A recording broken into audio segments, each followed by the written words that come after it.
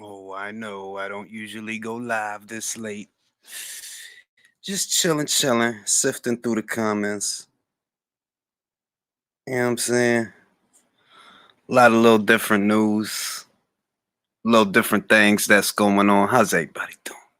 It's like what? It's like fucking 12:09 over here, but I know it's not that late in other parts of the world. Hey, man. So we just gonna let this little joint populate for a second. Hey, what's good, Tyrone Legacy? Let me copy this to the clipboard.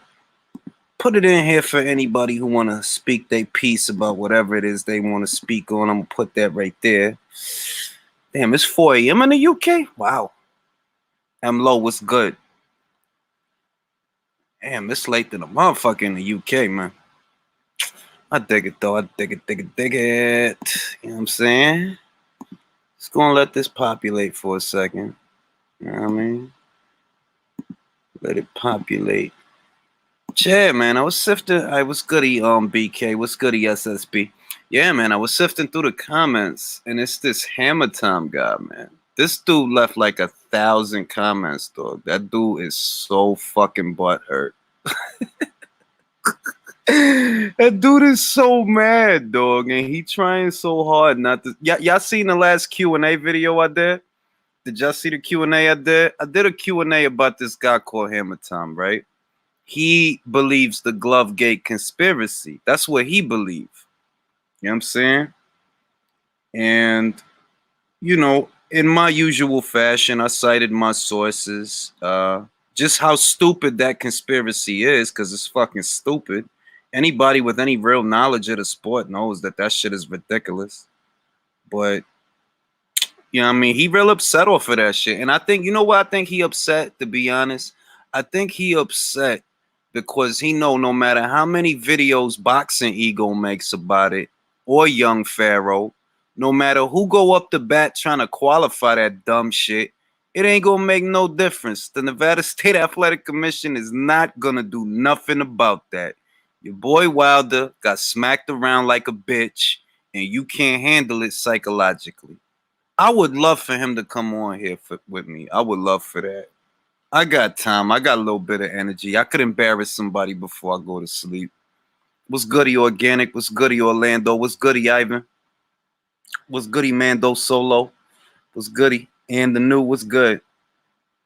Man, you know that's gonna be the PBC fighters. That's gonna be the whole PBC stable and the new. If anybody is gonna be all out of shape and messed up at the end of this thing, it's gonna be those guys. Uh I mean, I'd rather see AJ versus Ruiz 3 than Wilder versus Fury 3. Like, Wilder already got beat the fuck up, dog. Like, he already got beat. Look, he lost. Anybody who knows anything about boxing knows, bro, he got a gift in the first fight and he got smacked silly in the second fight. I don't even want to see a third fight. Like, for what? Like, what are you going to do differently, dog? Like, I don't want to see a third fight. I don't. That's all it is, Mando Solo. I agree that it's all it is a bunch of sore fucking losers. Like it's certain shit in life you either have or you don't have. You either have character or you don't have character. And that's just one of them people that has no character. They're like, bro, like you can't be helped, bro. You know what I mean? Like it is what it is. But no matter whether you could be helped or you can't be helped, or you agree with me or you don't agree with me, ain't none of that shit gonna get Wilder that belt back. So who fucking cares? Like none of that shit is gonna help Wilder get that belt. And that's what really bothers you, because at the end of the day, when I made the Q&A, right, I wasn't arguing with the dude. I cited matters of fact. But it don't matter because the Nevada State Athletic Commission is not gonna do shit, bro. They're not gonna investigate no stupid ass Glovegate theory from no fucking wannabe detective on YouTube. Like that shit is not going nowhere, dog. Ain't nobody going. That shit ain't gonna materialize into nothing.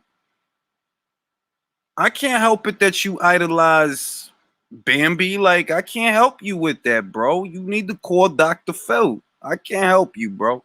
What's goody, Zeros? What's goody, Ultimate? What's goody, Leo? Yeah, honestly, I would rather see Fury fight somebody else. I don't want. I'm like, I don't fucking want to see a third fight. Let me see the Lime and you. I what's goody, bro?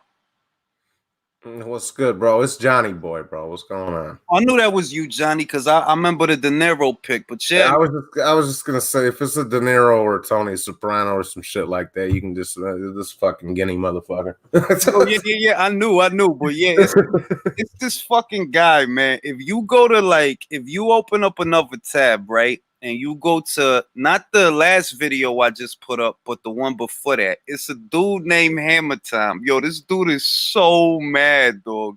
Why? Because I shot down that stupid Glovegate shit. Like he mad. Oh. He mad off of that. Like if you go to that video and you look at the comments, yo, you gonna see this dude is having a bubble, dog. Like he's so upset. And he trying to act like he not mad, but bro, you left me like 1,000 comments all by yourself. Just you, not even other people, just you. That's just funny as fuck. It is, dog. It really is. What we talking about tonight? This kind of an anything fucking flies kind of. Yeah, this is an anything joint because I came on. I'm like, yo, I was trying to catch him because he was commenting, right? He was commenting. He was still leaving me comments because my notifications had went off. And I'm like, yo, I would love to catch this dude live so I could just record that shit and just be able to go back and laugh at it.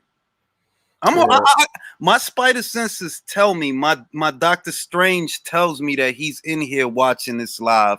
And he's scared to come on here and talk to me.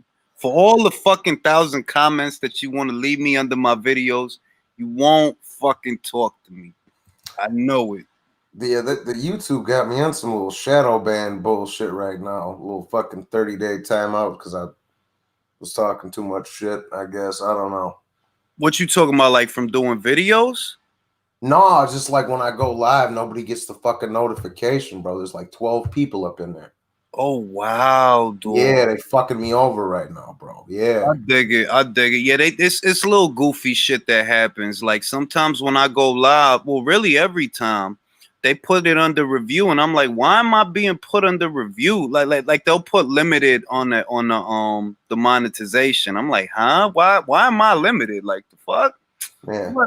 Whatever, dog. Whatever. They'll get over it.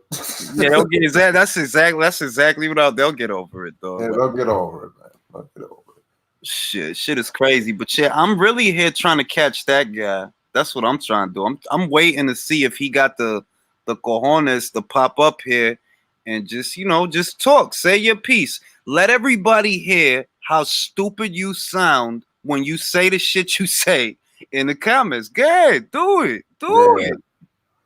Man, I ain't gonna lie to you, bro. I'm feeling fucking salty that Inoue Casimiro got pushed back because that shit was on my birthday. Yeah, man. That and they're talking about they're not gonna set Loma Teofimo while all this shit's going on. So I'm fucking salty because I wanted them two fights bad too. Well, look, we gonna get them fights. Yeah, we gonna get them. Exactly. We gonna get them. You know what I'm saying? We gonna get them fights. It's more right. All I'm thinking right now is, look, the way that the shit is. You know what I'm saying?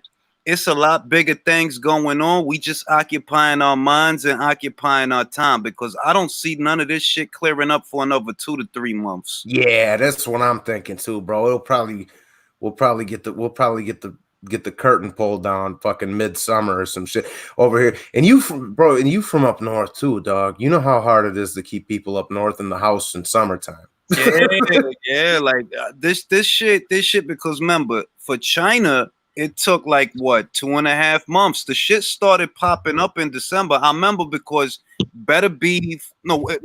Pastor versus Ramirez got canceled because of that shit. Yup. So it took them about 2.5 months to get that shit under control. So I'm like, all right, well, if that's the model, if that's the point of reference, it's gonna take these guys about 2.5 months. That's what I'm thinking too, bro. Because that's the first time I heard about it too. Because I remember because I was doing something with my pops, man, and fucking I was like, oh yeah, pops, there's a good fight on ESPN tomorrow. Woo, you know, and because he's old, he's almost 70. Yeah. Because he when he's been watching since the Floyd Patterson days and shit over here. So he ain't up to date with it as much, no more. So I'm like, yo, there's a good. He knows if there's a big one on, if there's a Loma fight, if there's a Triple G, if there's a Pacquiao or a fucking, you know what I'm saying, or a big, But I'm like, yo, there's a good one on ESPN tomorrow. And then they was talking about they canceled it, and that was supposed to be on February the 1st originally.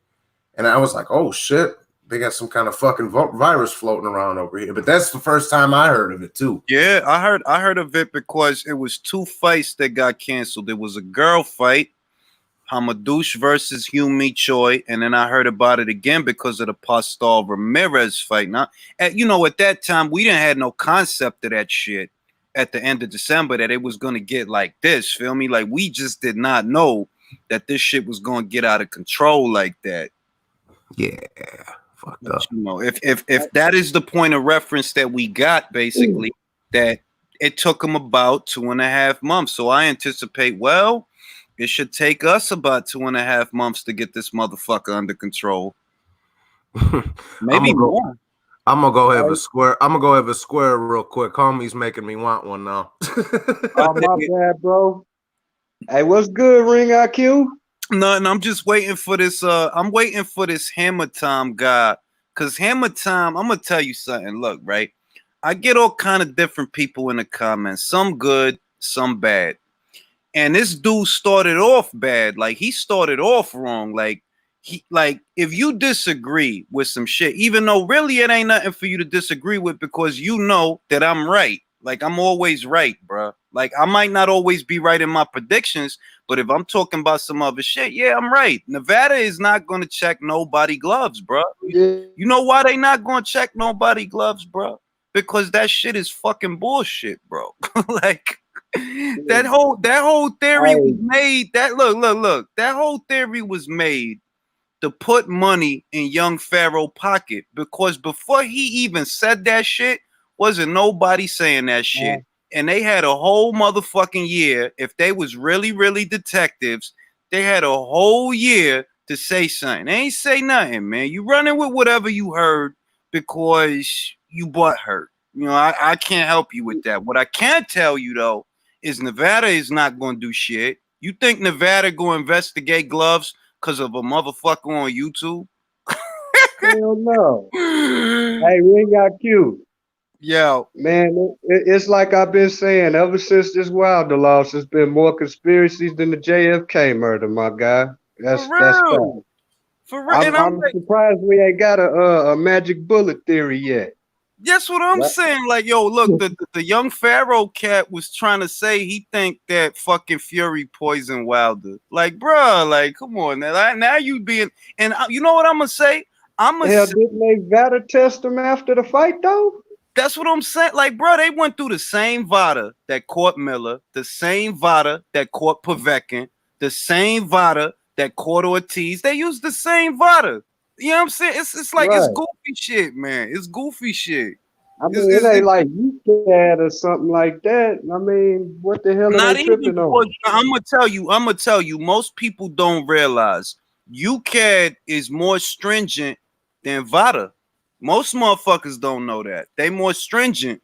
Them motherfuckers will ban you. Look at what they talking about for Fury, right? For Fury, they saying that he facing a potential 8-year ban. 8 years, bro. When you ever heard of VADA doing some shit like that? Never. Because they don't do that. They can't do that. UCAD could make it to where you can't box in the UK, bro. The British Boxing Board of Control. I mean, the British. Right. So you know what the fuck.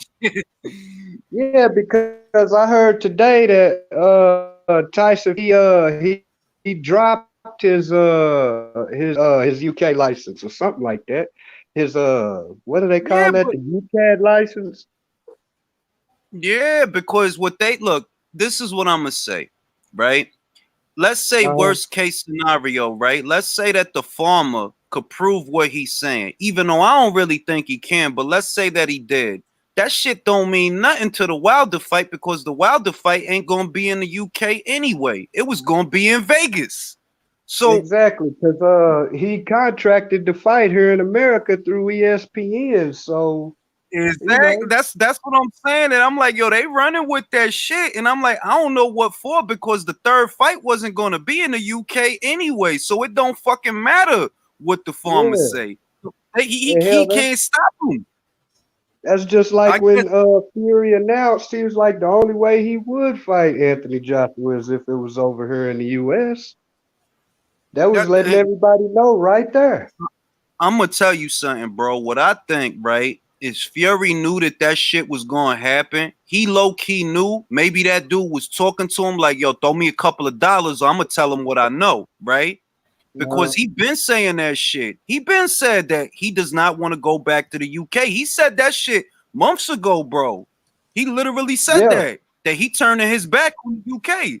So I'm like, yo, you know what? He probably said that shit because he knew it was finna go down. He knew the farmer wants some money and we ain't finna give it to him. So do what you gotta do, bro. Cause I ain't pressed to fight in the UK anyway. I'm fighting in America.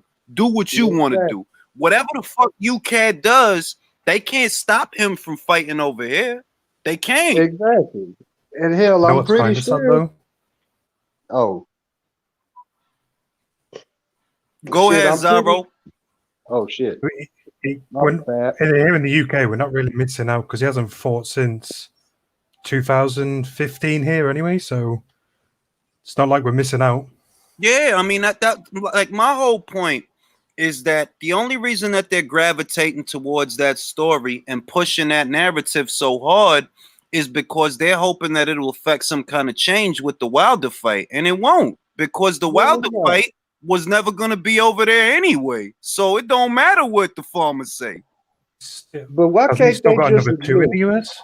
What happened? Yeah, why can't they just admit that Fury took Wilder to the shed and let bygones be bygones? Why, bro? Because they talked them up too much. They talked them up to the point where if Wilder failed, they look stupid. So they can't just take the L. Like, bro, y'all talk. I've been saying that motherfucker is not nice. He overrated. So when he get his ass beat, it ain't no sweat off my back. That's what I've been telling you. And you know what I did that for too, Ring, bro. With that whole build up to the Pacquiao Thurman fight last summer, bro. I did a million videos leading up to that fight, and I was like, bro, trust me, Pacquiao's gonna beat the shit out of him. Like, watch, bro. I'm gonna give you credit for that. I'm gonna give you credit for. See, because you know what I thought Thurman was going to do? This is what I thought was going to happen with Thurman. I thought Thurman was going to try it, get punched real fucking hard, and decide this legit. This is what I thought was going to happen. I thought he going to get hit real fucking hard and decide, nah, I ain't going to punch with Manny. I'm going to box with Manny. I'm going to use my legs, and I'm going to fight negative and win a boring-ass fight. That's what I thought was going to happen. I mean, I was just saying, like, that would have been the same shit for me if Thurman would have went in there and whipped Manny's ass, man. Hey, I give him a lot of cool points on that, though. My bad. Hold on. Everybody say hi to King Spud. Spud is in the building. Spud, how you doing? Hey, what's up, Spud? Hey, how you doing, boys? It's my guy Spud. All right. But yeah, I'm just here. I'm here for Hammer Time, but Hammer Time, he's scary because I've been live. I've been live for 18 minutes. He was literally just in my comments, not but 2 minutes before I started this live. He is afraid of me. He fears me. He's been. Well, I guess what happened is when the time came, he got hammered. Legit, bro. Like, but bro, Back to Wilder. Let's talk about Wilder because he's always. I have a question for you guys. Good night. Deontay Wilder fights Anthony Joshua right now. Who wins? I would still pick Joshua to win that fight. Yeah. Any man who's coming off of a defeat where he got humiliated by a feather-fisted obese cokehead and he got annihilated is probably not in the best frame of mind when he needs every man in the world to back up his excuses, and he himself has pretty much said, oh, the best man won, but I hurt my legs. Oh, but I was shopping with the trannies out on the Fifth Avenue and everything like that. You know, he's probably not in the best shape of mind now, is he? I mean, He got, let's keep he it a got hit bean. with the magic Let's keep it a bullet bean. in the leg. Shit. If you go back to what Anthony Joshua said about fighting Wilder, not but a few weeks ago, maybe 2 months, he said, I'm not looking to box Wilder. I got to get him out of there inside of 6 because he knew you got to work Wilder from the inside out. What that mean? You don't box him from the outside. You batter him from the inside out, mid-range, the inside, because he ain't no good there. That's why Eric Molina caught him with that left hook there, because he ain't no good mid-range the I inside. forgot. That's Completely forgot he AJ's said bread and butter though too. What happened? Yeah. Mid-range, that's Anthony Joshua's game right there in a nutshell. That's the thing that Anthony. I'm not gonna say that Anthony Joshua is invincible because I don't think he's invincible. He got flaws too, but he could I box know from the outside. He could box from the outside, but he could bang on the inside. Because I Yeah, that's right. He showed that against Andy Ruiz. He looked like a complete boxer. Exactly. Right. With Ruiz, he played the pure boxer. With Vladimir Klitschko, he was the boxer puncher. When he landed that uppercut, that was deep in the pocket. So he ain't limited. Right. He ain't limited to just boxing from the outside. Now Wilder ain't no good mid-range to inside, nor has he ever been. And that's He basically windmill. he's the windmill champion. Hey, Julius, I have to tell you something in Spanish, just pretty quick. No problem. Go ahead. Oye, que el intro que te estoy haciendo ya está casi listo, el que te iba a hacer en 3D. Muchas gracias, manín. Casi se me olvidó. Oye, ¿dónde te lo mando? Por Instagram. Es que te mandé un mensaje por Instagram en Boxing IQ Memes, pero creo que no lo has podido ver. Ok, esto es lo que tú vas a hacer. Go to Instagram, manda el mensaje por ahí y después yo te voy a mandar el email para mandarme el video. Perfecto. ¿Usas alguna otra red social, Twitter o algo así? Twitter también. Sí, yo estoy en Twitter también. Yo estoy en Twitter under, déjame chequear el nombre.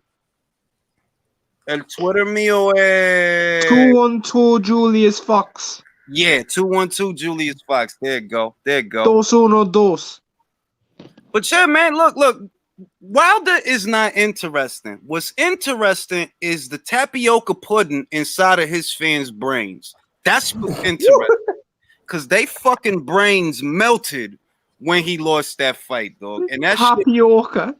There's so much. Lord. There is so many hours of good content and shits and giggles watching these guys running around with chickens with their head cut off, trying to just make it okay. Like, bro, he got fucked up. That's all it is.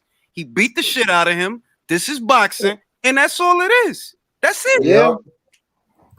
You know what fucked him up the most when Wilder lost?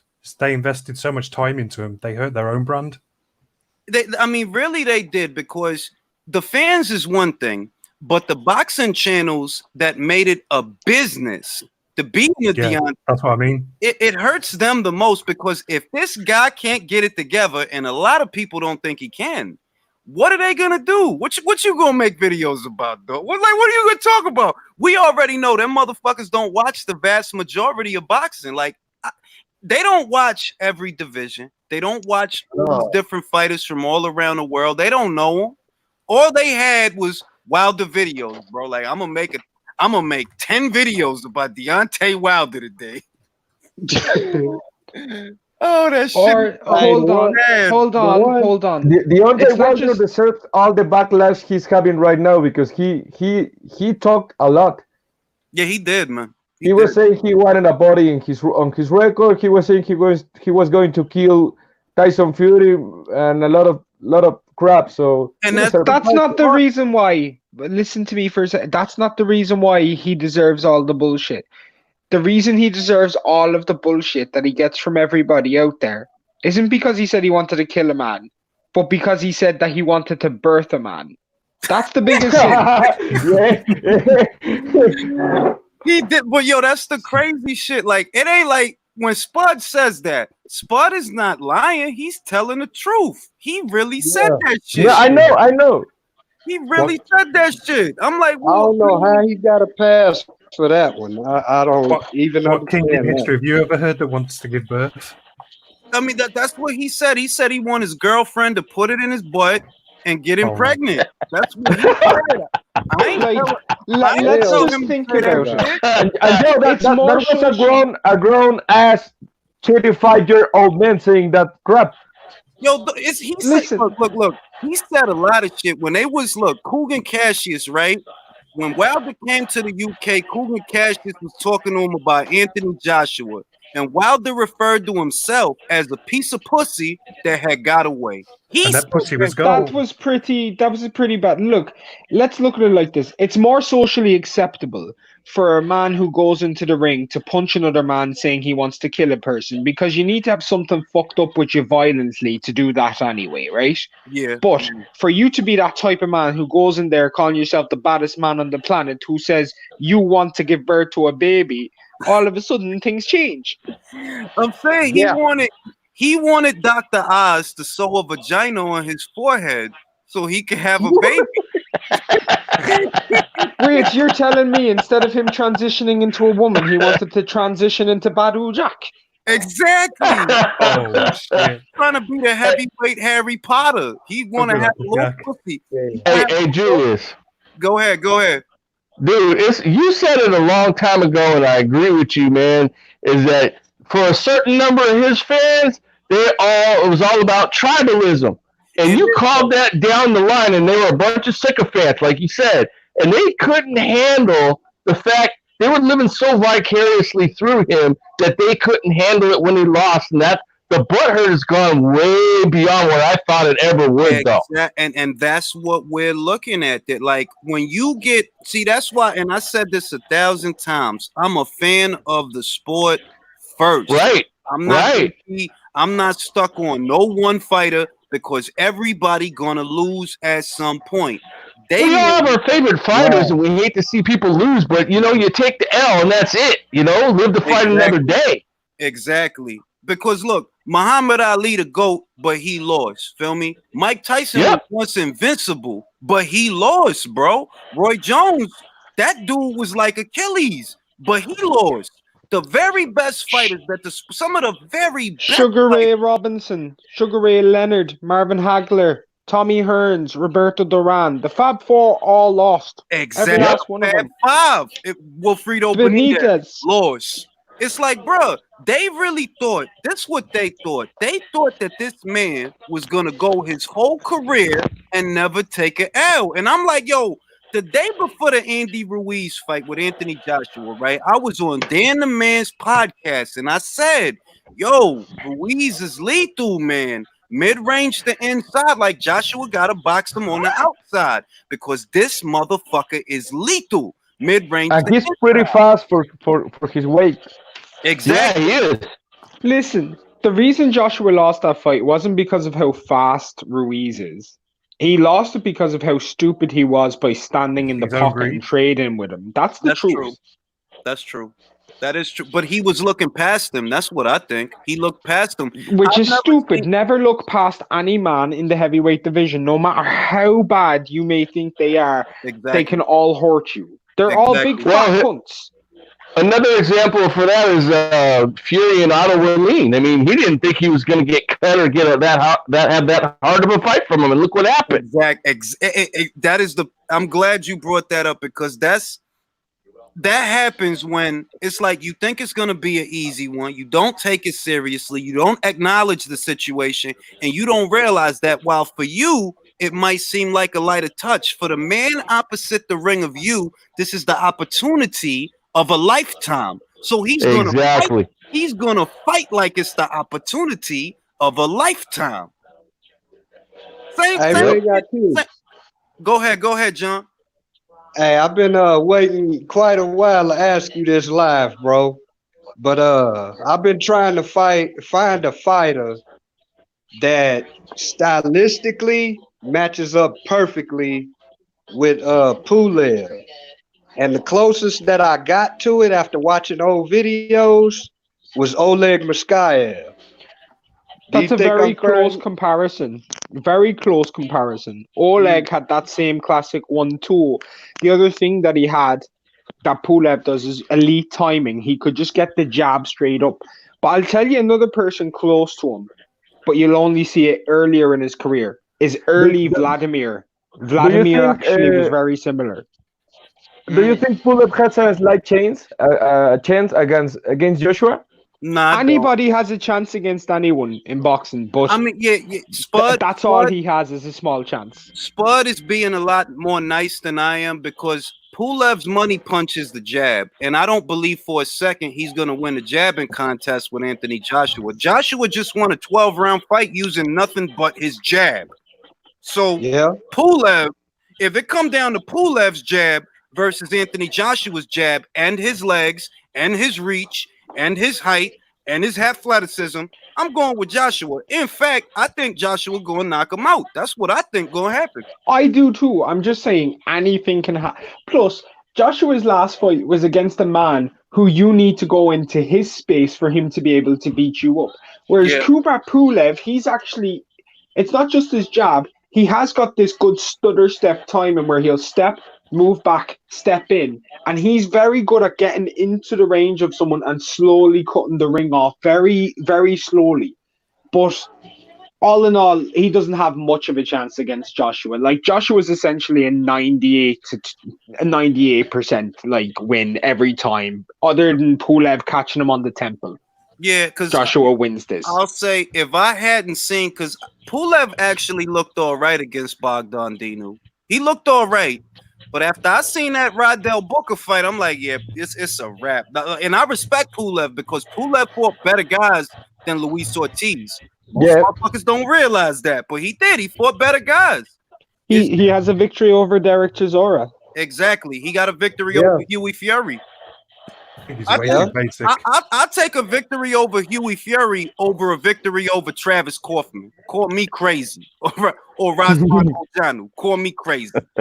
Well, let's look at it like this. Razvan Kajanu has been used to feed people like Nathan Gorman who got stretched by Dubois. Yeah, but I'm not going to, you know why I'm not going to give Nathan shit? Because perhaps Nathan Gorman could turn things around the way that Dillian Whyte turned things around. I'm not giving him shit. What I'm saying is that if Razvan Kajanu is good. White, the boogeyman, Dillian, what is the boogeyman at heavyweight right now?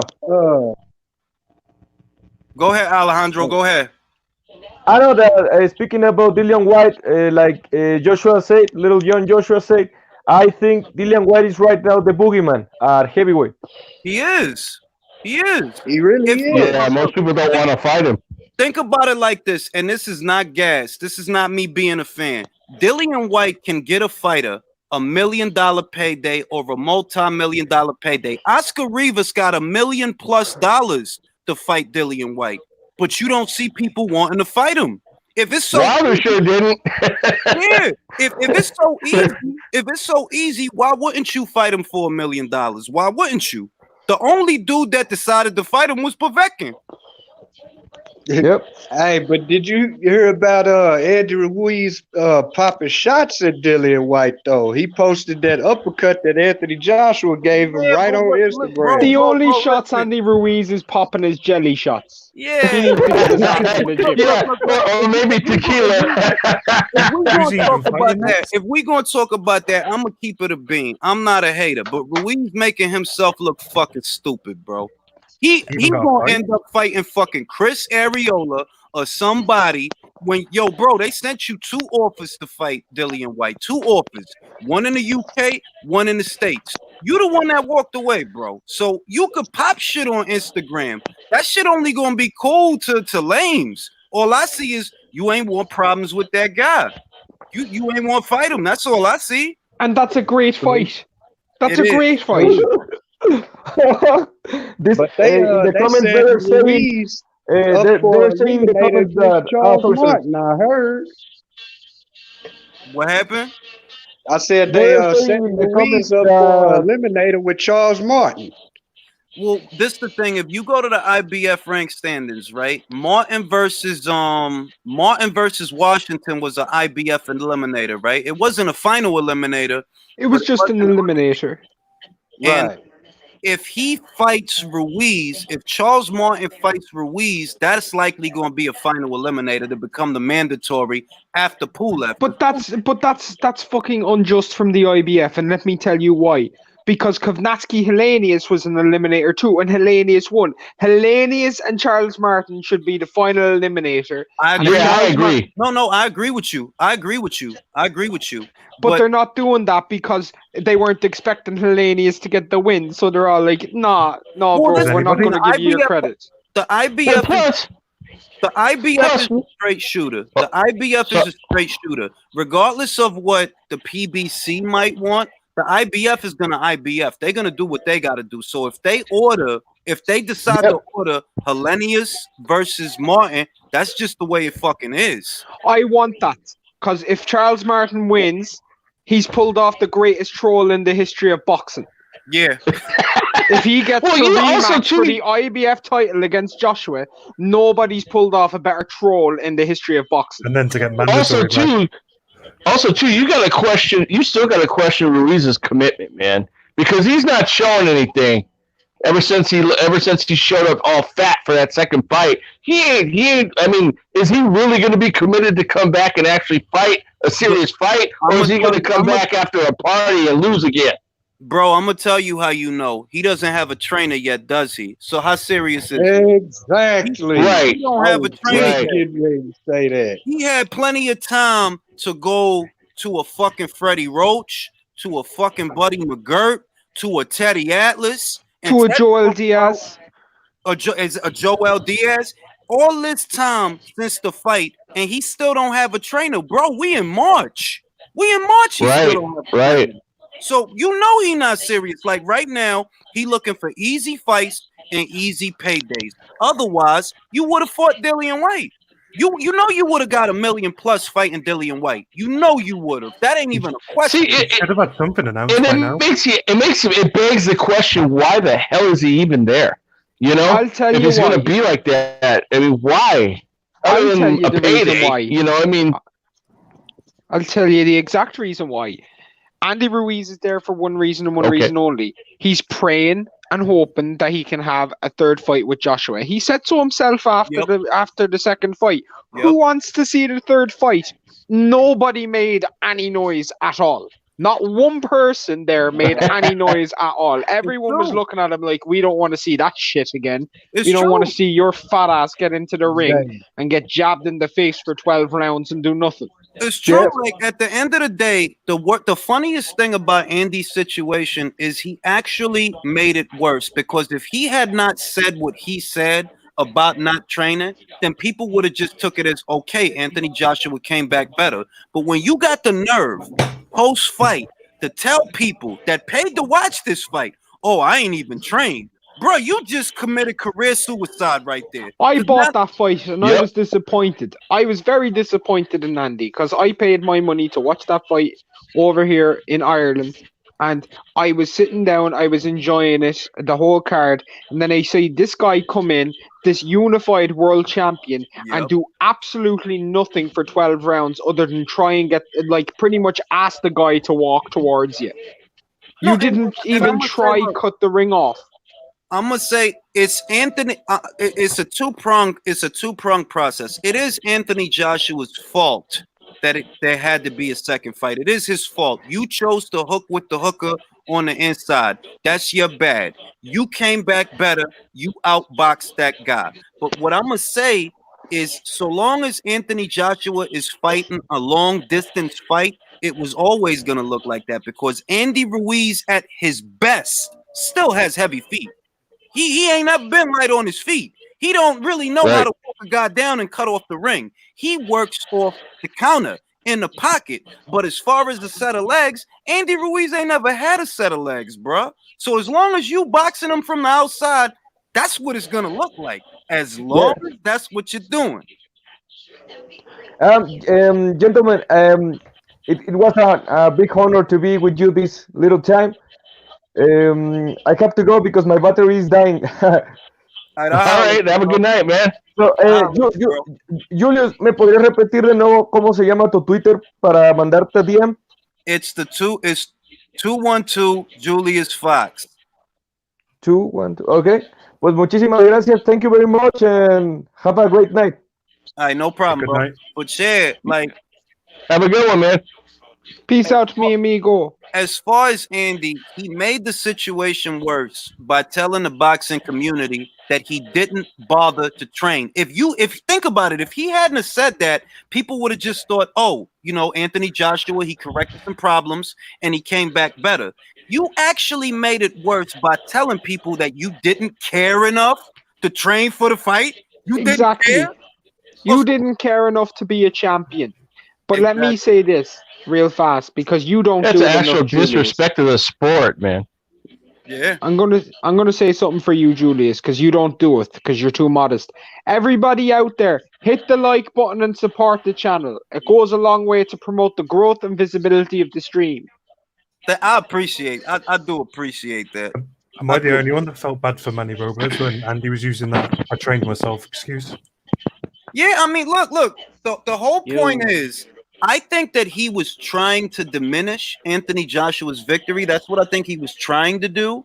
But in the process of that, he committed career suicide because now, whenever you're brought up, people are going to say, I don't want to see this motherfucker. I don't want to see you because either you're not going to train or that's what you're going to say after the fight to make excuses. I don't want to see this motherfucker. Well, and it didn't help that he tried to catfish people with that picture of him looking in shape, and then he came out looking like 300 pounds. Like, come on, man. Have some respect for the fans of the sport, for Christ's sake. Yeah, that was stupid. On my channel, I pointed that out. He was using filters from Snapchat, and he had 3 black and white filters that he color gradiented. That's easy Photoshop. I'm gonna tell you, this is what I heard. This was told to me that picture was real, and he was trying to lose weight. But in camp, he felt weak. He was getting weaker from trying to lose that much weight in that amount of time. So they scrapped that, and he decided to put on weight. That's what I was told. I don't know how true it is, but that is what I was told. Yo, what's going on, Ring? That extra weight helped him though, because he ate 2 big punches in that second fight. I mean, I could believe that he was going to try to lose the weight. I could believe that maybe that's the way it happened. It's not that far-fetched to me. It's just that's fucking disaster, bro. Like, you decided to lose weight, then you decided to put on weight. That's fucking disaster, bro. What you trying to do? 100%. Yo, my man Ring. But yeah, man, we was over here talking about Wilder. We was over here talking about Ruiz and White. Really, I'm gonna say once again, I was waiting for Hammer to find his balls and come on here and talk to me. That's all I was waiting for. I just wanted him to talk to me. He's deleted his channel, Ring. You ain't gonna find him again. Yeah, I already know how that is. He'll be back. He'll be back under another video. He gonna be back under another video because when I checked his shit, I seen he subscribed to my channel, and I'm like, hold up, how you sitting here talking shit about me, but you subscribe to me? That's fucking crazy. Like, yo, this dude is a psycho. You talking shit about me and my channel, but you subscribe to me and my channel.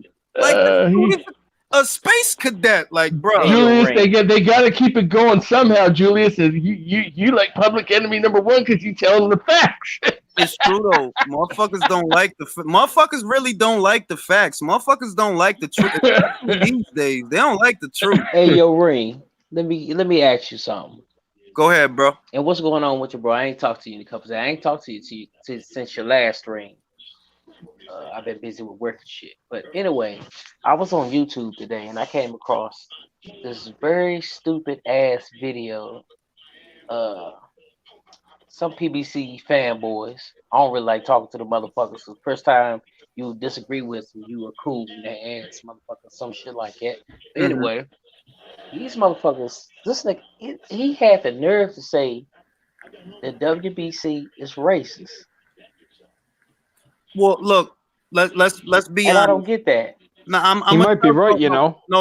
I'm gonna tell you. Look, you gotta understand, bro. Understand. Look at what happened with Franchon, right? The girl from Maryland. Yeah. Right? That's the perfect example of how. Oh, That's the perfect example of how I'm not gonna say they racist because that's going a step further. But I they forgot really about are, that situation though. they biased, bro. Like they look. Yeah, they are Ray, biased. That's true. Ray Vargas, the WBC champion at 122, I believe it is. Yes, it's 122. He tested positive for clenbuterol, and the same excuse that worked for Canelo worked for him. Same excuse. Hold on. Oh, He's man. not, hold on, You're real right. fast, real It fast. did, though. What's Real up, on fast. Robert? In the same testing shit that was going on, he wasn't the only person that happened to. Julio Cesar Martinez, he also tested positive. No, and I agree, and I understand that those are extenuating circumstances. I get it that him and his opponent both tested positive, but it's too much of a built-in excuse for any Mexican fighter that needs to make weight. They can always say it was the cows. It's no, the cows. Julius, I'm not saying that Ray Vargas' opponent tested positive. No, I'm talking two separate Mexican fighters in two different weight divisions in the same testing circulation with VADA, both tested positive for clenbuterol. Ray Vargas at 122, the WBC champion, and the WBC champion at 112, Julio Cesar Martinez, the dude who fought Jay Harris on the DAZN card. Yeah, but my issue about it won't the fact that he was saying it was racist. It's the fact because Wilder lost the way he presented it. See, he a Wilder fanboy, so now he got to present it. Yeah, that's my issue with it. I get what you're saying. That basically, look, if you see how the WBC has treated Wilder, right? They have accommodated him in every way, shape, and form. They have. They held Dillian Whyte for 2 years. That's what I was about to say. They protected him. They protected him from Dillian Whyte for 2 going on 3 years, bruh. It's like it's more importantly, you can't entertain every stupid thing they say because at the end of the day, the only thing that happened is Wilder lost the fight. All right, nobody shot JFK. The space aliens ain't hiding in the ocean. Your boy got his ass beat. That's all it is. Lost a fight. You know what was really the big proof to me that they protected Wilder? Not that I didn't know it all along, but it was the first Ortiz fight when the ref walked his ass across the ring after Ortiz nailed him. I mean, even Paulie was going, this has never been done before in the history of boxing. No, I'm gonna disagree because that happened in New York State. That happened in God, what was did it? Yeah, it did. They stopped the It's happened a few times, actually. Yeah, they stopped the fight in the middle of the action because the ringside doc will check the guy's pupils to see if they're dilated. If they dilated, they'll stop the fucking fight. I think was it the Gale fight, Mark? It happened in the Gale fight as well. After he came out as well. Yeah, and I think it happened in a Davis fight, unless I'm mistaken. I think it happened in So it's not that, and really. Arguing about whether or not the WBC is being unfair to Wilder is besides the point. All right, that's irrelevant, bro. Wilder got his ass beat. That's it. Right. That's all. Right. All right. Let him only fight 2 mandatories, and I'm not including Fury because that was forced. Yeah, if he was everything they say he is, we would not be having this conversation. We wouldn't.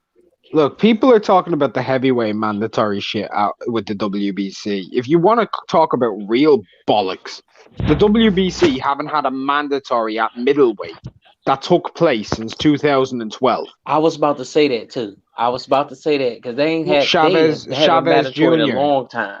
It was Chavez Jr. and Sergio Martinez in 2012 was the last WBC middleweight. That was the last mandatory. one. That's insane. That's corruption. That's a lot fucking time. Big time. The only person, and it's like what you said earlier, Ring. The only person that take their mandatory is way serious is the IBF. The IBF will strip your ass if you don't take the mandatory. Yeah, they don't play, man. They don't play. They don't play. Since the days of Taylor versus Hopkins, the IBF don't play that shit. They don't care. Nah, they don't. When Taylor decided to give Bernard the rematch, what they do? They strip Taylor. Why? You got a mandatory, and his name ain't Bernard Hopkins. Let me ask you something. You think how long you think Wilder would have been an IBF champ? Not long. Exactly. No, way less time. It would have been. Maybe I give him a year. It really Then he would depends have on to his face somebody like mandatories. Dillian Whyte.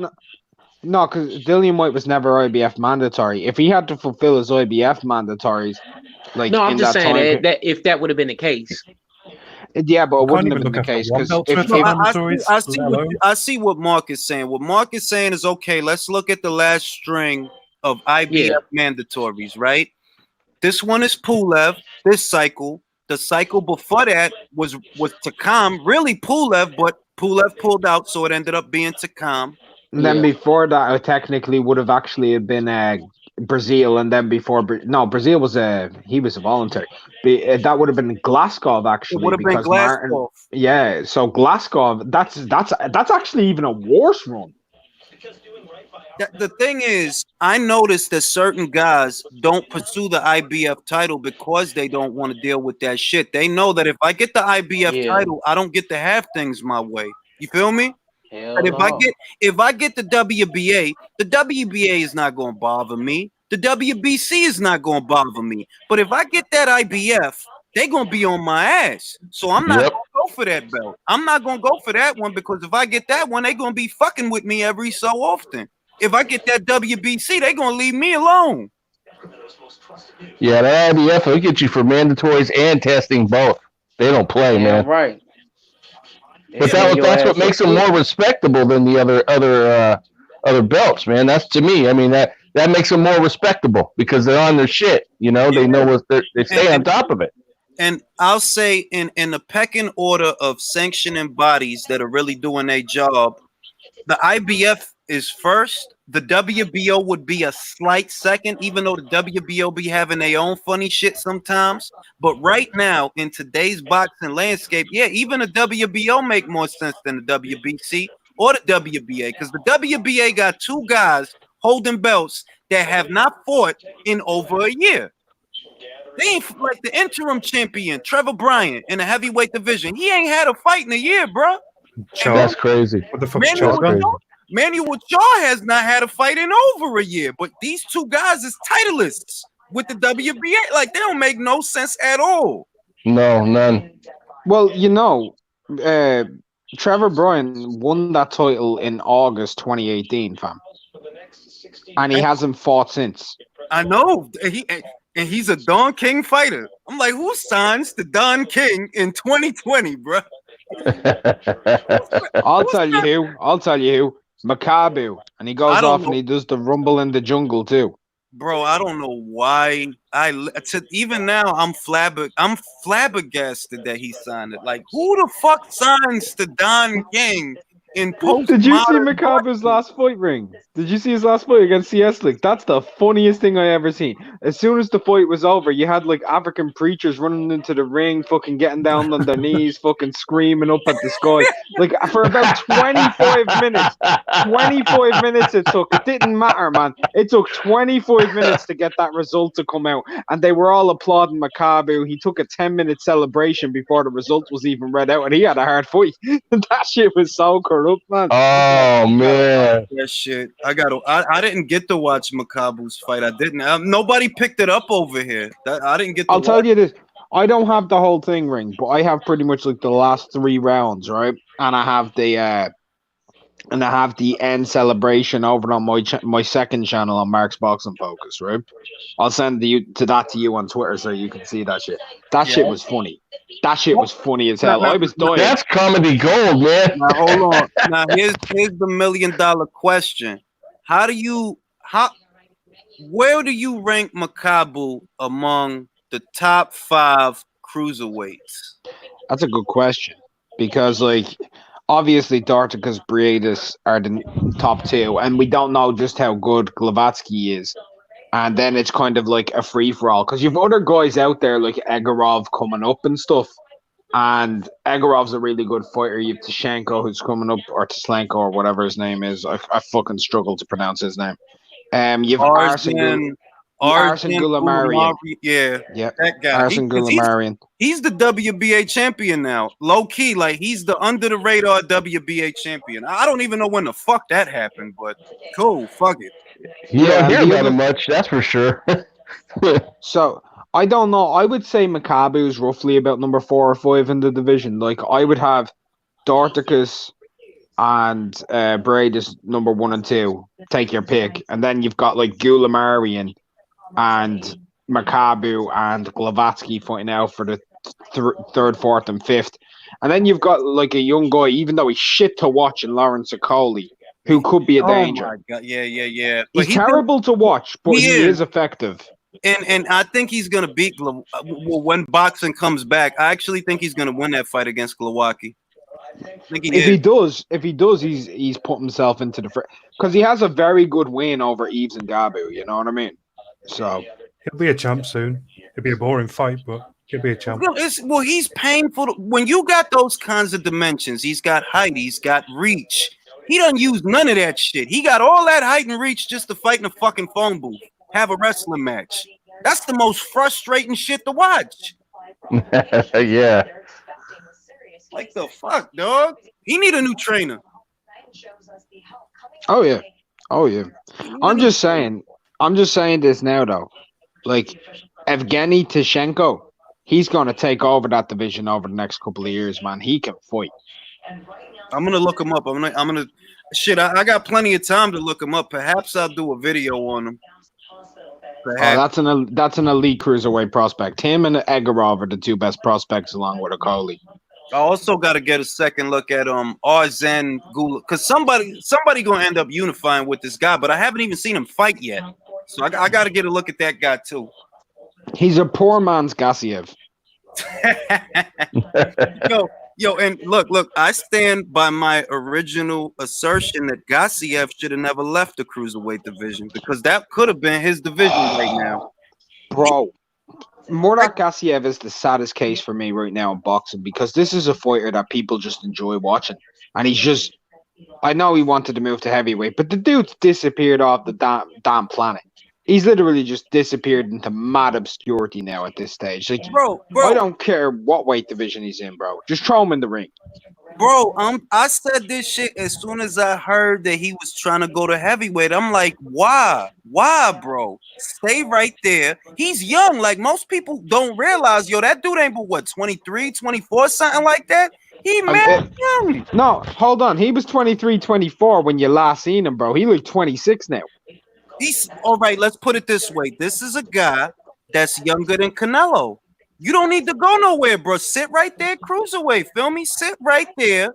You know, let Usyk go to heavyweight. He did his thing here. He did his thing in the cruiserweight division. Let him go to heavyweight. You fight Mavis Bradis. You know what I'm saying?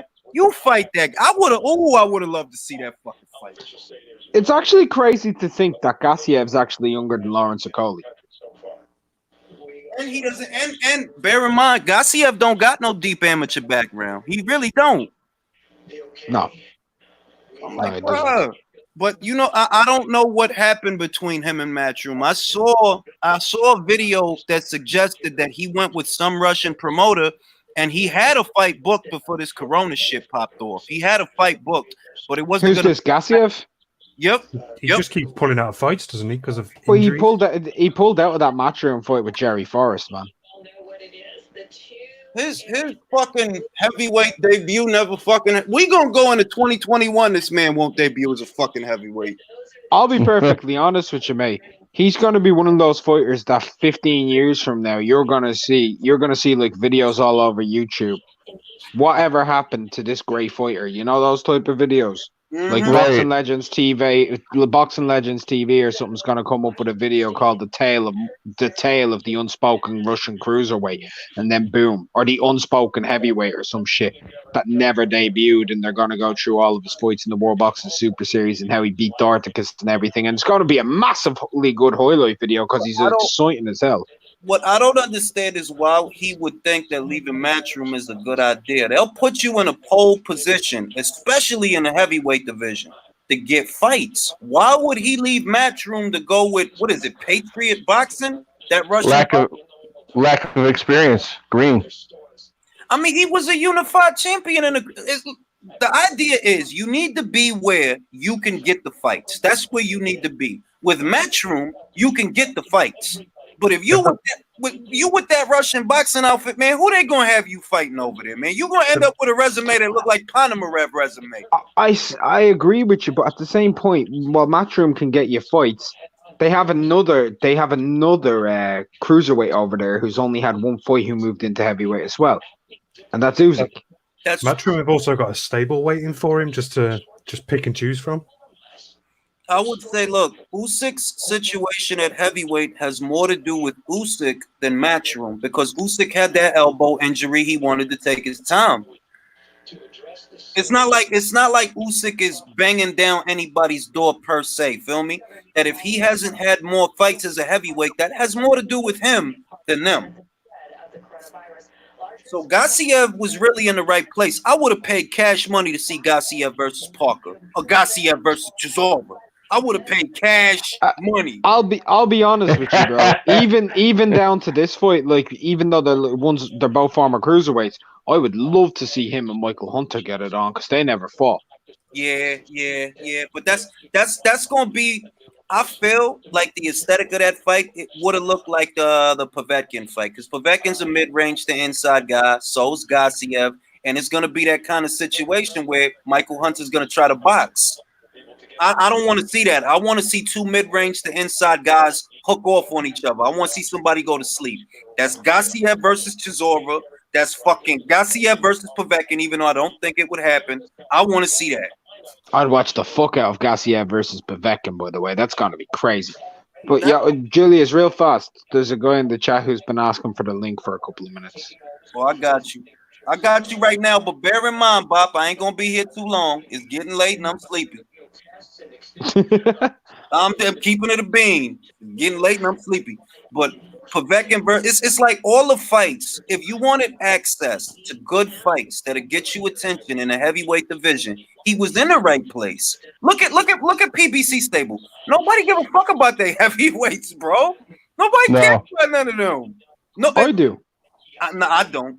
I care so much. Lost recently. I care about PBC's heavyweights. I love them. I think they're all the greatest of all time, bro. No, I don't. Didn't you hear Wilder's as good as Muhammad Ali? Didn't you get the memo? That's great. Top rank has an intriguing stable of heavyweights because they got Rivas, they got Caballel. They fake got out over Lena. Matter of fact, no, they don't, because he's with Salita and Salita's with fucking PBC, basically, in a nutshell. But they got a good little intriguing stable of heavyweights over there at Top Rank. Matchroom has the kind of heavyweights that'll put you in a pole position to get big fights. Imagine Gassiev versus White. You know what I'm saying? Might be out of business though. He thinks he's got the virus. That'd be a good one, man. Mm-hmm. Go ahead. I would. You were wondering who Arsen Gulamarian was? Oh, I know who he is. I just haven't seen him fight yet. I got to get a look at him. Oh, I was just saying he got the belt by being interim, then regular, then super. Yeah, after I figured, I put it together afterwards that after Lebedev finally fucking decided to call it a career, this must have been the guy that was behind him, because I know Lebedev had the belt for a little while, but he decided to call it a career. Yeah, and a couple Aussies are on their way as well with David Light and Jai Apataya. I dig it. Yeah. So I didn't want to miss out on that cruiserweight talk. That's kind of that and light heavyweight. I definitely love watching. Yeah, because like I've been saying it for at least 2-3 years that cruiserweight is underappreciated. Everybody talking about welterweights that's not fighting each other. You know what I'm saying? Man, ain't nobody. But these cruiserweights can get it on with each other in a minute. They don't give a shit. And definitely, cruiserweight over the last 10 years has been one of the most underrated divisions in all of boxing, man. It's been fun. It's so many amazing fights. The premiere of the World Boxing Super Series. Well, that's what made I think that the World Boxing Super Series having a cruiserweight tournament is what brought attention to it, because it's been good fighters in that division, but everybody like talking about fighters that's not fighting. Motherfuckers rather sit here and complain about Danny and Terrence and Errol not fighting than talk about some cruiserweights. And I definitely agree that Gassiev has a lot of work to do back in the cruiserweight division. If you look at his dimensions, that's not a heavyweight today now. That's a cruiserweight. Exactly. Like, I like Gassiev, but he ain't got the wingspan for heavyweights. Not certain ones. No. And I love Usyk.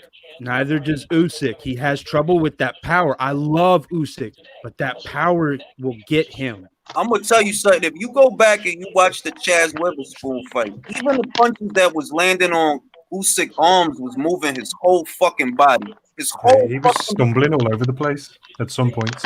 yeah, like you can see that, like yo, dealing with the power of these, and that's why I love this Chisora fight, because Chisora is not coming to box, bro. Chisora coming to fuck you up, straight cheese, coming to fuck you up. You better try to stop him.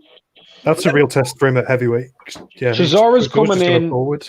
He's just going to come ball in, double his jab, and try get on top of you against the ropes and let his hands go. That's what he's going to try and do. And that's exactly the kind of test I seen. Was it Hat? Yeah, it was Hatman's video where he was talking about how it's dangerous to put Usyk in that fight, but that's exactly why he needs it. If you can't deal with Derek, you can't deal with most of these guys, bro. Yeah, because he's got to see if he can stand up to the pressure. If he can't stand up to the pressure, he may as well leave the division because he's. I think it's the power more than anything. He barely got past Maris Bradis. Yeah, but Maris is underrated. Like Maris. No, I agree.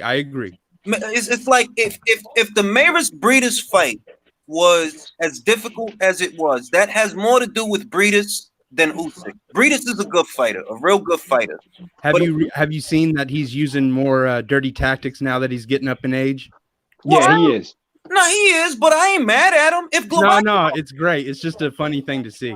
If Glowacki gonna punch me in the back of my head, why can't I elbow him to the face? What's wrong? Exactly. Watch him and Mike Perez. Watch him and Mike Perez. They go at it.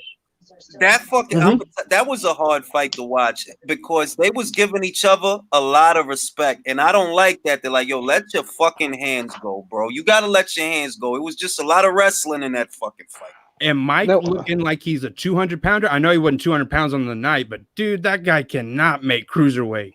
Who you talking about? Perez, right? Mike Smith. Nah, I ain't see Mike Smith. I ain't see him. Let me comment with something real fast on Bradis, right?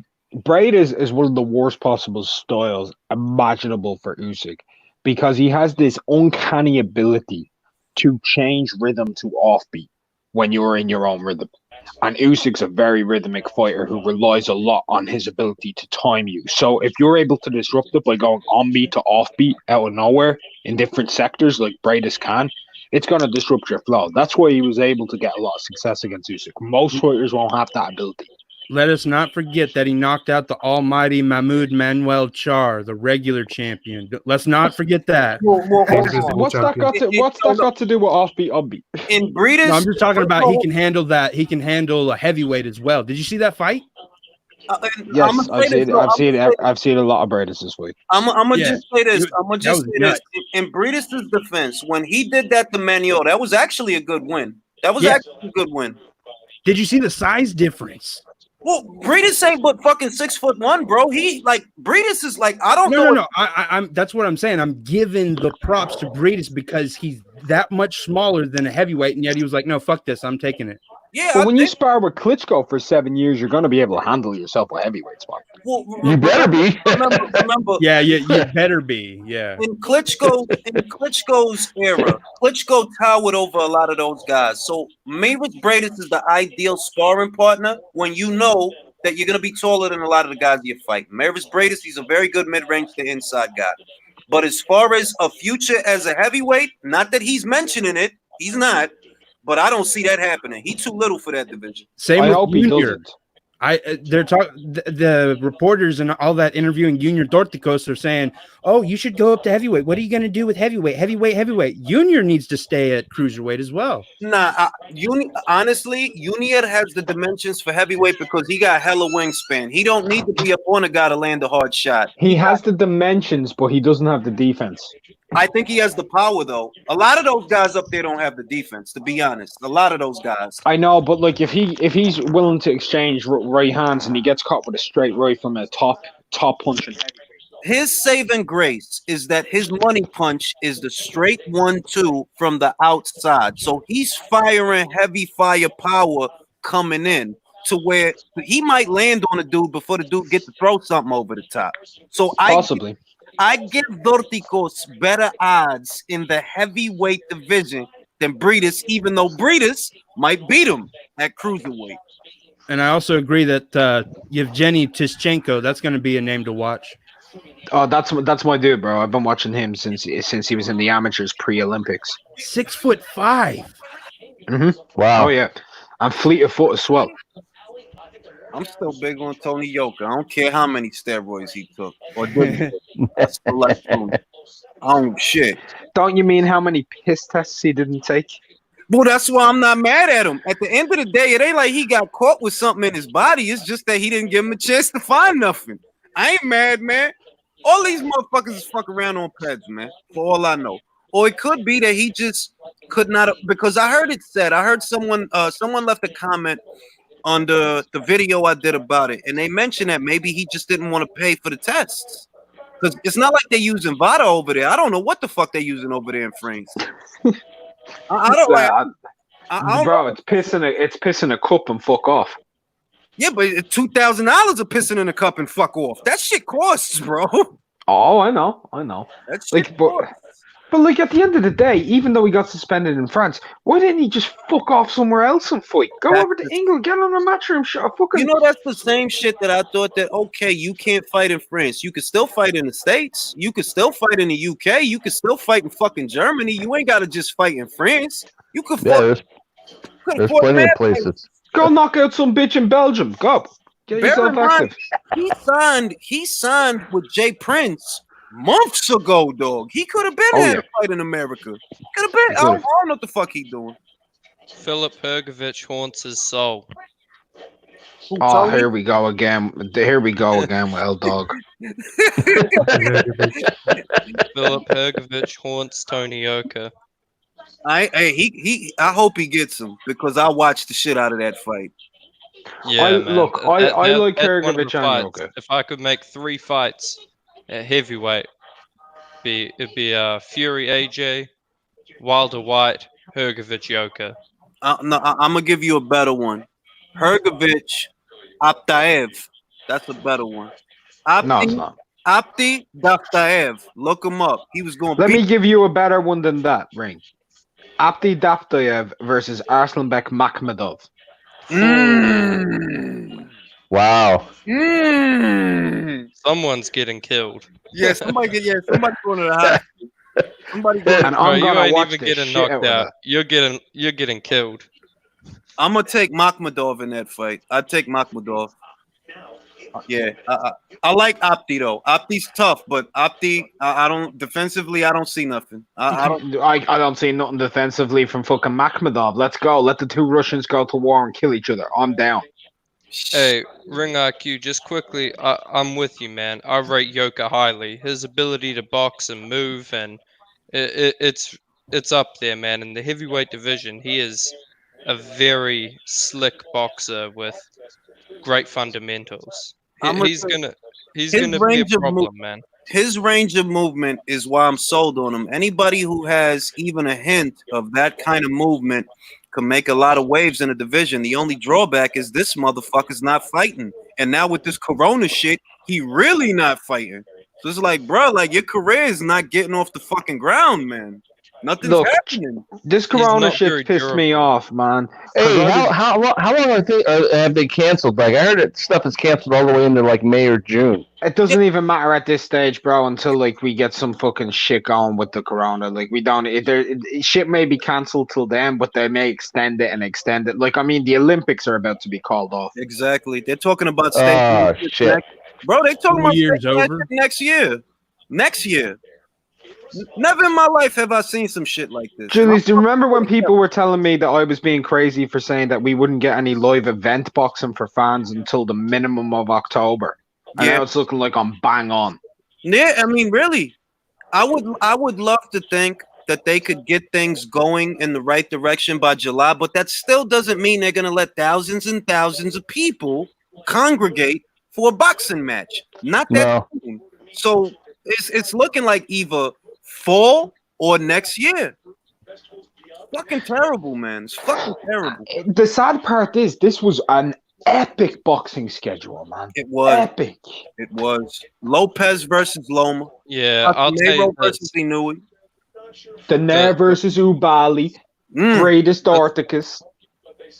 The thing I'm upset about the most is we're potentially seeing some great fighters miss out on the last years of their prime.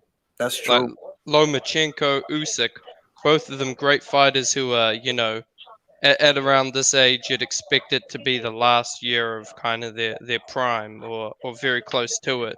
That's true. And, you know, if they miss out on this year, I mean, there's no telling what they'll be like next year. And Usyk's injuries are already piling up at this stage. So, I know. I mean, if you just look at it like this, like, look at the fights that have been cancelled even at heavyweight now. Like, we may not have Whyte versus Povetkin.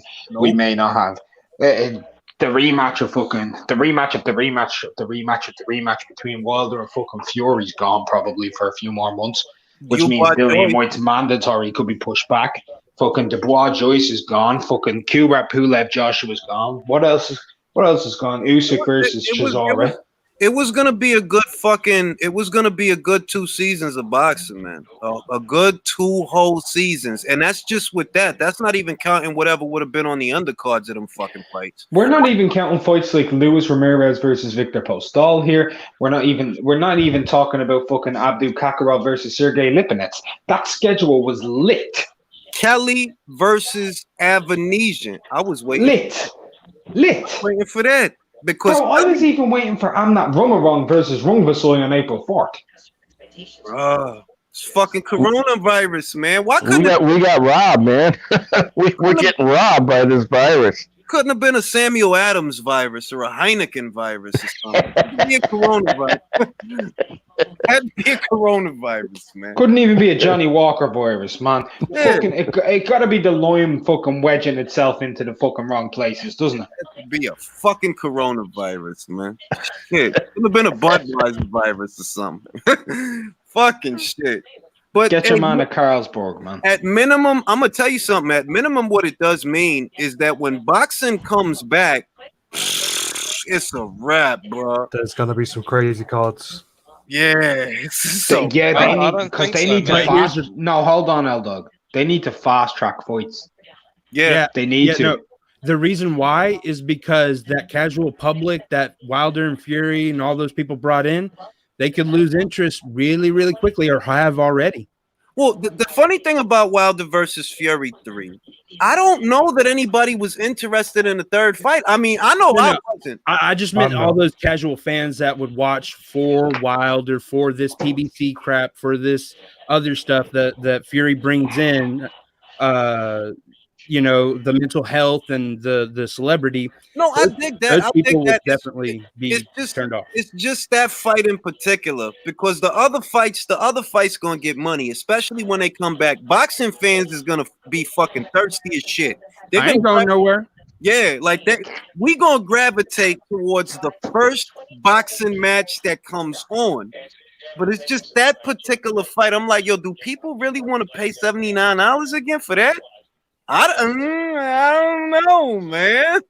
I just want to see Joshua get it on with Fury, man. Like, I don't want to see that shit. I expect the third one to do the same numbers as the first. Would you say the third one is the Titanic's iceberg? The PBC for the PBC? I mean, I would say so. Look, the only way that does good numbers is because of fan promotion at this stage, because they've gotten a lot of stupid people to buy into those excuses.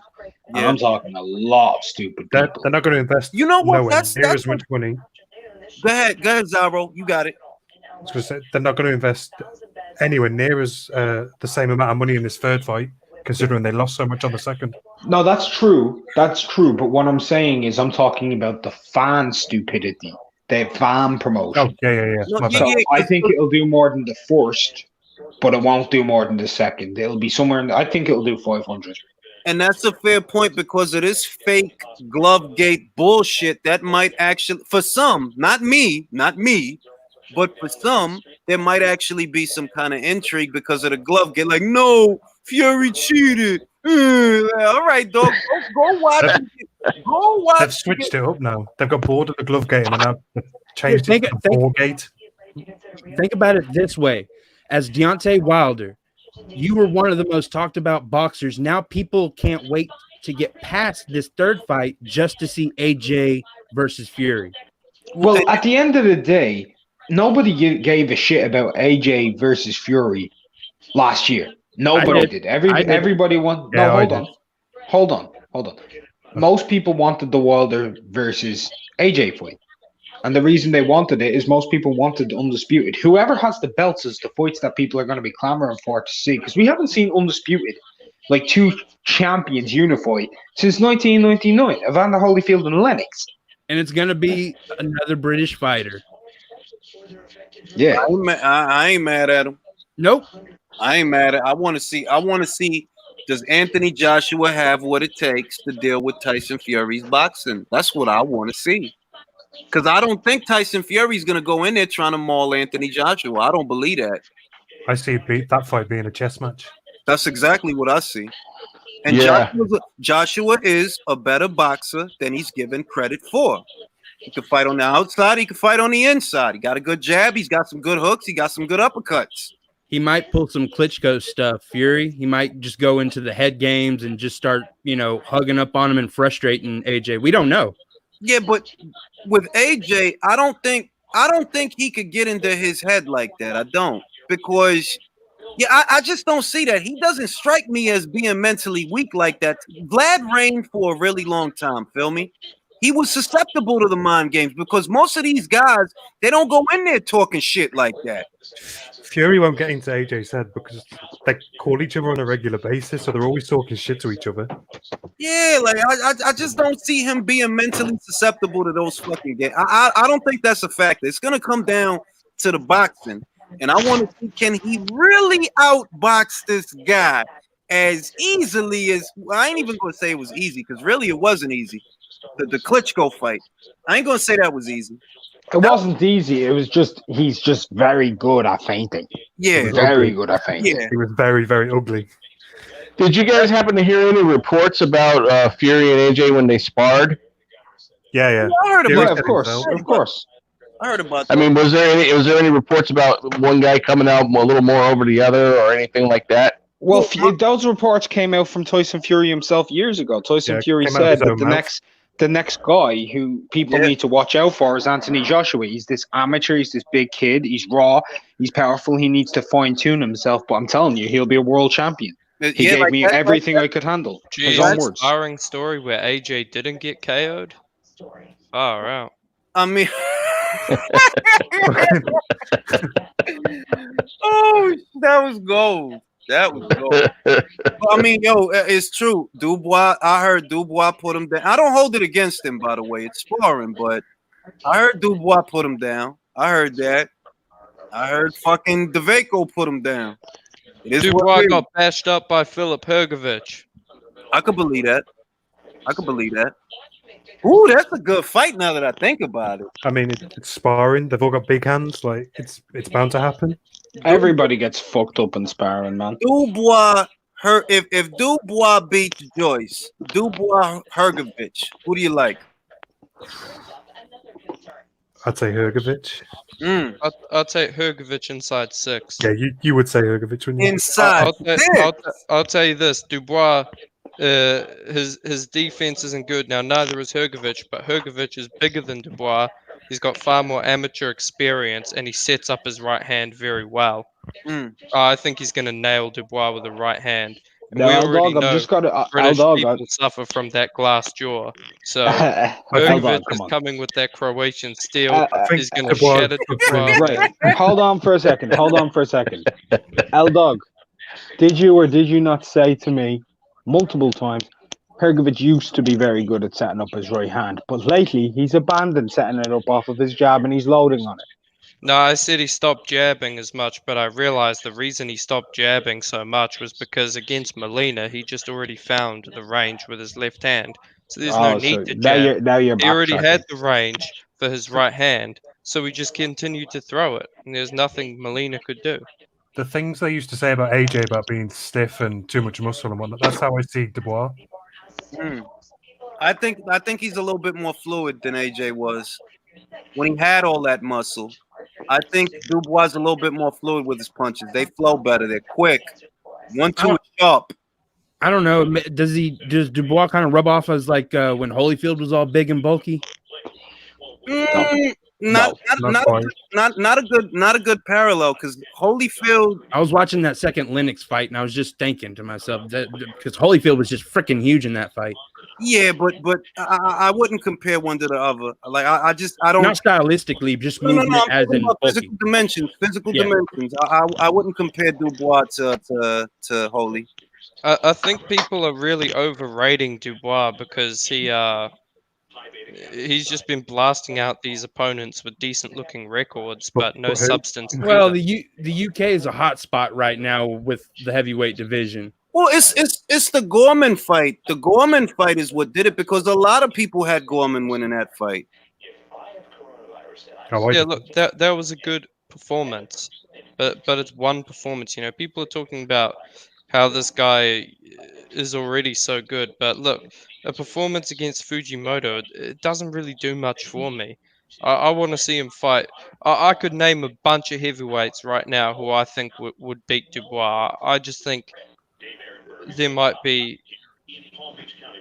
I think Hergovich, Yoka, Jalalov, and Alexander Zykozy, if that's how you pronounce his name, 6'10". Jacozy wouldn't. He's terrible.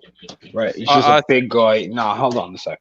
Bro, I could do the same thing and just do what you're doing. I can name a bunch of heavyweights who I think could beat Daniel Dubois. Audley Harrison. Like, I think Gorman starches him in the rematch. David Price, Matt Skelton. You can't really prove me wrong.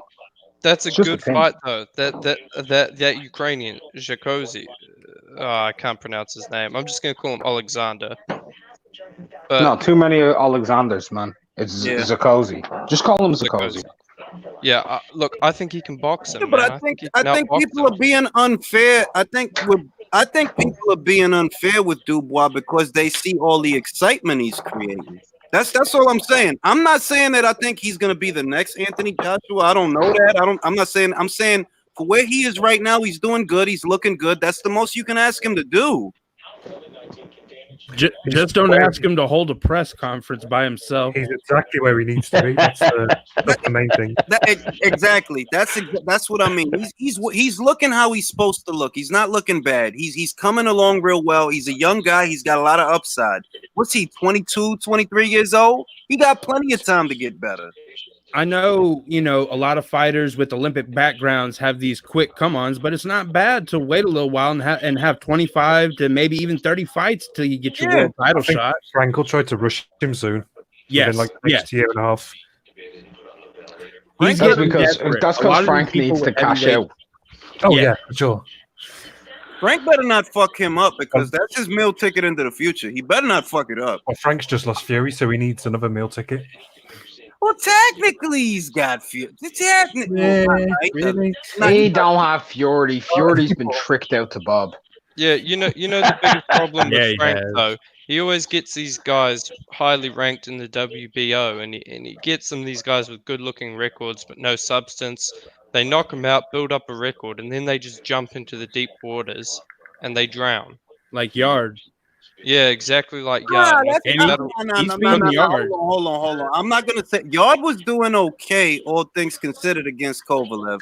He lost. Yeah, but I mean, he fought a jab. dude in my backyard, man. In my backyard, we ain't got nothing but like 10 wins and 58 losses. But when you consider that Yard does not come from an Olympic background, right? He doesn't have a deep amateur background. Against Sergey, he actually looked okay for a little while. He looked okay. Yeah, but think about where Sergey was. He was home. He was getting fat. Put it this way. Take Sergey out of it and make it Anthony Yard versus Joe Smith Jr. Anthony Yard versus Callum Johnson. Anthony Yard's got a shot.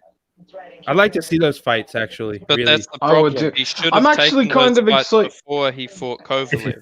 Yeah, he probably should have, but he probably would have got knocked out as well. You need to remember that. Like, he took his opportunity. It didn't go right. He's gonna come back. Look, I do like the idea that he's fighting Lyndon Arthur because that's not the easiest fight in the world for him. Lyndon can box. No, that's pick him. Pick one. Who you got? I actually I've got think, Anthony here. it benefits Yard more to have lost to Sergey than to have lost to any one of those other guys. You lose to one of those other guys, you're fucked. You lose to Sergey, at World least title experience. Yeah, world exact. You took your shot. Nobody's gonna hold it against you because, quite honestly, I'm surprised he took the fight at all. I didn't think it was gonna happen. In the line. Remember, yeah, Yard's now officially a former world title challenger. Yeah, yeah. That counts for something, man. That's all I'm saying. And he's got a good mouthpiece behind him. Yeah. Well, I'm not gonna say good. I'm gonna say No. I just mean good as in talking, not in as a person. I No, think I'm not loud is a better word. loud. That's a very like. I'm He's sorry, the big but little brother. the big little brother. Look, I think Tundi is a genius in some ways, just because he's managed to get under the skin of nearly every boxing fan and that's ever fucking heard him speak. Yeah. That man is fantastic at doing that. Like, when I was talking to him with EJ and everything like that, and we were talking, he was telling us like before the Kovalev fight. So what after Kovalev? He's like, well, we're gonna beat Kovalev. We're gonna move up to cruiserweight. We're gonna fight Dorticus, beat him, move up to heavyweight, and become a 3-weight world champion. I think he's hilarious. He gets smashed at cruiser.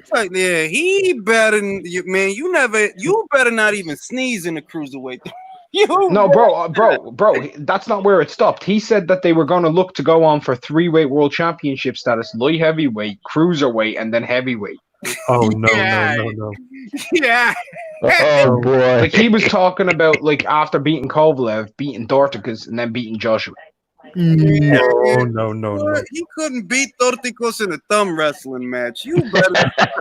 Man, this guy couldn't beat Beterbiev, let alone any cruiserweight or heavyweight, man. No, Riyad obviously, bro. Like, but think of how deluded he is. Before the fucking Kovalev fight, he was saying that they were going to take Kovalev to the Emirates Stadium and their A side, a 60,000 seat stadium, and they couldn't even sell out the Brentwood Leisure Centre with 2,000 people. I didn't forget that. They didn't even sell out the shed he just fought in Spain. Well, that's not, to be fair, that's not his fault because nobody even knew about that fight until literally like fucking a day I'm before. just trolling. I heard that they were just basically playing with the rank standings. Something about the WBO not letting you contend for any kind of title unless you're coming off a win. So they had him fight Joe Blow in Spain, Was and he like 10-60 or something? yeah. Well, Funny how that rule comes up sometimes. Well, yeah, it's the WBO. You know, at the end of the day, none of the alphabets are perfect. Even the IBF, for all the praise that they get now, they didn't always used to be a straight shooter. They didn't always used to be that way. Look, Like I said, it's getting kind of bad when the IBO's looking good. Sorry, man, you go. No, I was just saying it's getting kind of bad when the IBO's looking really good. At some point, that IBO is going to get recognized because the WBC is so shit. The IBO don't even force mandatories. It's just like, do it if you want. On the IBF though, they enforce mandatories, but the mandatories they enforce are just terrible. Well, the reason that the mandatories are terrible, which is true, a lot of times they are, it's because a lot of guys don't want to go the WBO route because they don't want, the IBF, I should say. A lot of guys don't go the IBF route because they don't want the IBF fucking with them. You know what I mean? Exactly. If you are IBF champion, you don't get to do whatever the fuck you feel like. But then again, that's how Arsen Gulamarian got to be WBA super champion, is he just stuck with the WBA formula, their ranking system, for so long that's how he got promoted. And Arsen may look good, but he's not a top tier cruiserweight. So bro, he didn't look good in his last. He didn't look too good in his last fight out there. I just meant like aesthetically. He may look like a champion. He may be cut and shit, but he's not top tier at any rate. And I'll say in defense of the IBF's mandatories, Sergey Didivianchenko was an IBF mandatory. He was pretty good, right? Errol Spence in the Kell Brook fight, he was an IBF mandatory. He was pretty good. Yeah, look, you can do that, but also, who was Spence's last mandatory? Go ahead, say the name. Yeah, Carlos. You're right, Carlos Ocampo. All right. What about Tank's IBF mandatories? Yeah, man. And I do have to say, Caleb Plant, Mr. Mandatory himself. Yeah. Look, Oh, Vincent fucking Fagan boots and fucking Mike Lee and shit. for each good Dragon Butts, what? mandatory we get 1,000 fucking shit ones. That's mean, Exactly. fair. I mean, You know, I agree with Bob Arum on mandatories, man.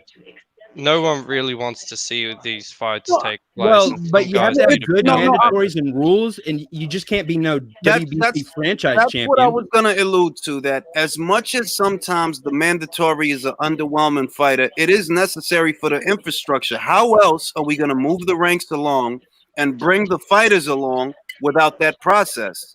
The mandatory process is necessary. Yeah, I agree, but what I'm saying is, you know, there are some times where I agree with the franchise title, and like, look, it's a huge miss, but I'm just thinking, you know, they were gonna try and make fights like Haney versus Lomachenko, like, not interested. What? Yeah, but franchise is such a look, mistake. Bob is very conditional because if it wasn't for mandatories, right, his guy Bozdick would have never got a shot at Adonis. Absolutely. Adonis wasn't trying to fight no killers. Adonis wasn't trying Absolutely not. He was in a reign of terror. Yeah, he wasn't trying to fight nobody. If it wasn't for Bozdick being his mandatory, Bozdick would have never got a shot at that belt. Oh, absolutely. They weren't gonna risk that. Yeah, I want to say this though. I've got to bounce off because it's like mad late, and because like no coronavirus, I'm not fucking sleeping. But it's like 5:44 in the morning, man. Yeah, I'm about to bounce off too after this. Go ahead, yo. Go ahead. Yep. So yeah, shout out to everyone in the panel. Peace. And have a good one, guys. Take care. Have a good night, man. All right, you guys, Peace y'all get out. some sleep. I'm heading out. It was dude. fun, man. Wash your hands, social distancing. And All that. Wash your subscribe to ass. Ring IQ. Watch your ass. All right, man. Peace. Have a good night, fellas. Later.